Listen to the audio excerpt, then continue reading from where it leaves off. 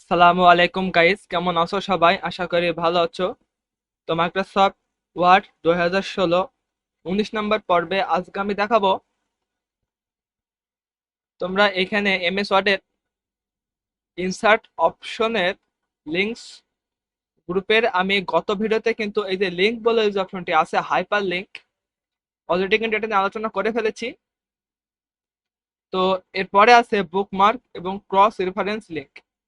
তো তোমরা এখানে দেখতে পাবে আমার ইন্টারনেটের সমস্যা থাকার কারণে কিন্তু আমি এই দুটো নিয়ে আলোচনা করতে পারছি না, বাট আজ আমি দেখাবো কমেন্ট যে বিষয়টা আছে এখানে insert comment add a note about this part of the documents, মানে একটা ডকুমেন্টসের যে কোনো পার্টে কিন্তু তোমরা কমেন্ট অ্যাড করতে পারবে। তো তোমরা কিভাবে অ্যাড করবে এবং অ্যাড করার যে সঠিক নিয়ম সেটা আজ আমি স্টেপ বাই স্টেপ আমি ভিডিওর মাধ্যমে তোমাদের দেখাবো। তাই অনুরোধ রইবে ভিডিওটা স্কিপ না করার জন্য। তো এই যে লিঙ্কের যে অপশনটি আছে এই লিঙ্কের অপশনে কিন্তু আমি অলরেডি 18 নম্বর পর্বে কিন্তু আলোচনা করে ফেলেছি। তো যারা এখন 18 নম্বর পর্বটি দেখোনি, থাম্বনেলটি আমার স্ক্রিনের উপর তোমরা দেখতে পাচ্ছ। তো এই ভিডিওতে আমি আইজন কিংবা ডিসক্রিপশনে দিয়ে রাখবো, তো সেখান থেকে তোমরা দেখে নিতে পারো। তো 19 নম্বর পর্বে আজকে আমি কমেন্ট নিয়ে কথা বলবো। তো ভিডিওটি শুরু করার আগে বলে রাখি, যদি ভিডিওটি ভালো লাগে তাহলে অবশ্যই একটি লাইক করে দেবে এবং আমাদের চ্যানেলে নতুন হয়ে থাকলে অবশ্যই চ্যানেল সাবস্ক্রাইব করে বেল আইকনটি অন করে দেবে। তো চলো আর কথা না বাড়িয়ে ভিডিওটি শুরু করা যাক।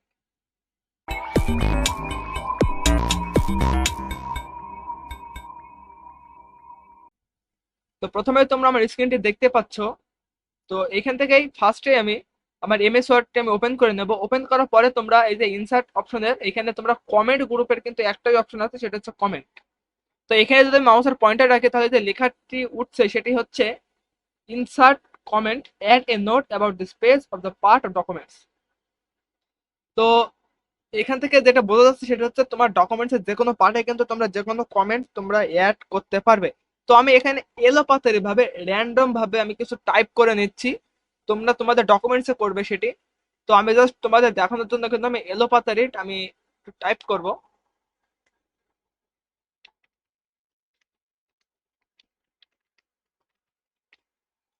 তো এখানে তোমরা দেখতে পাচ্ছ আমি কিন্তু এলোপাতারি আমি টাইপ করে নিয়েছি। তো তোমরা ইচ্ছা করলে কিন্তু তোমাদের যে আসল ডকুমেন্ট সেখানে তোমরা যদি তোমাদের দরকার হয় তাহলে তোমরা কিন্তু অ্যাড করতে পারবে। তো এইখানে আমি প্রথমে লেখাটি সিলেক্ট করব।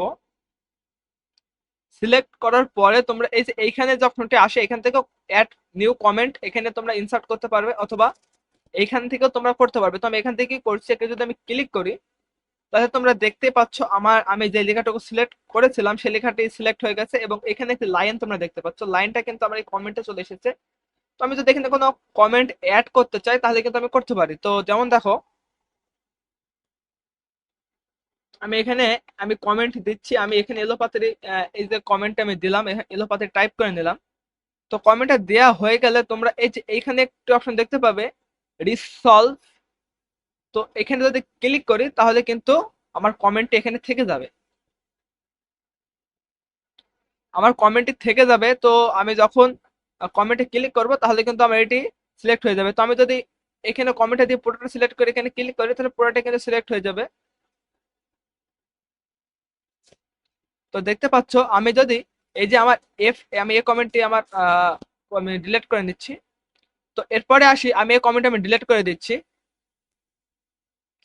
আমি তোমাদের দেখালাম যে তোমরা পুরো লেখাটি সিলেক্ট করেছিলে, এরপরে আমি দেখাবো এই যে এইখানে আমি জাস্ট এই লেখাটুকু সিলেক্ট করব, করার পরে আমি কমেন্ট অ্যাড করব। তো কমেন্ট অ্যাড করার জন্য দেখতে পাচ্ছ আমি যে লেখাটুকু সিলেক্ট করেছিলাম জাস্ট সেই লেখাটুকুই কিন্তু এখানে শো করছে। তো আমি এখানে মাউসের পয়েন্টার রাখলে দেখো এখানে একটা লেখা উঠছে, সেটা হচ্ছে সাদ্দাত খান।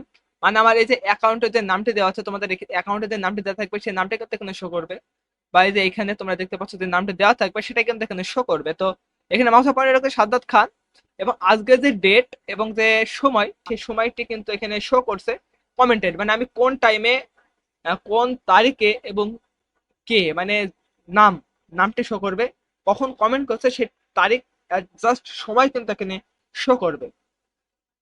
তো দেখতে পাচ্ছ আমি এখানে কমেন্টে ক্লিক করলে এই কমেন্টটা শুধু এইটুকু সিলেক্ট করেছিলাম তাই এইটুকু কিন্তু ইন্ডিকেটস করছে। তো এখানে কমেন্টে তোমরা ইচ্ছা করলে যে কোনো কিছু তোমরা এখানে তোমাদের ইচ্ছে মতো কিন্তু তোমরা এখানে লিখতে পারবে। লেখার পরে তোমরা এখানে রিসলভ করলে কিন্তু তোমাদের কমেন্টে কিন্তু সেভ হয়ে যাবে। তো এখানে কিন্তু কমেন্টে এইভাবে থাকবে, যখন তোমরা ইচ্ছা হবে এখানে ক্লিক করলে কিন্তু তোমরা এখানে দেখতে পাবে।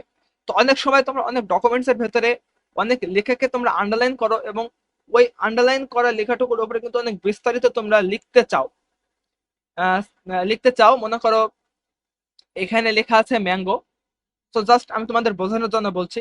এখানে জাস্ট লেখা আছে ম্যাঙ্গো, এবং ম্যাঙ্গোর আরো যে বিস্তারিত ইনফরমেশন, সেগুলো তুমি এই ডকুমেন্টস এর ভেতর না দিয়ে তুমি যদি ইচ্ছা করো তাহলে এইভাবে কমেন্টের মাধ্যমে, যেমন আমি এটি সিলেক্ট করে এখানে কমেন্টের মাধ্যমে যে আমি এটা লিখেছি, এইভাবে তোমরা তোমাদের কমেন্টের মাধ্যমে লিখতে পারবে, এবং তোমরা তোমাদের কমেন্টে রিপ্লাইও করতে পারবে। তো তোমাদের পেজে যখন তোমরা লিঙ্কের মাধ্যমে কোনো ওয়েবসাইটে তোমরা দিবে, এটা বেশি ইউজ হয় ওয়েবসাইটে। যখন তোমরা এখান থেকে কোনো পেজ তৈরি করে তোমরা ওয়েবসাইটে ইনসার্ট করবে, তখন কিন্তু এই যে কমেন্ট এবং রিপেন এইখানে কিন্তু তোমরা দেখতে পাবে। তো রিপেন করলে কিন্তু দেখতে পাচ্ছ আমি এখানে আবার নতুন করে লিখতে পারবো, তো আবার রিসলভ করে দিচ্ছি। তো আশা করি তোমরা বুঝতে পেরেছো যে তোমরা কিভাবে কমেন্ট অ্যাড করবে তোমাদের ডকুমেন্টস এর ভেতরে। তো যদি বুঝতে কত সমস্যা থাকে, বা তোমাদের তোমরা যদি না বুঝে থাকো বিষয়টি, তাহলে কমেন্টের মাধ্যমে জানাবে, তাহলে আমি পরে আবার ভালো করে তোমাদের বোঝাবো। তো যদি ভিডিওটি ভালো লাগে তাহলে অবশ্যই একটি লাইক করে দেবে, এবং আমাদের চ্যানেলে নতুন হয়ে থাকলে অবশ্যই চ্যানেলটি সাবস্ক্রাইব করে বেল আইকনটি অন করে দেবে। তো আবার দেখা হবে অন্য কোনো ভিডিও নিয়ে। সে পর্যন্ত সবাই ভালো থেকো, সুস্থ থেকো। আল্লাহ হাফেজ।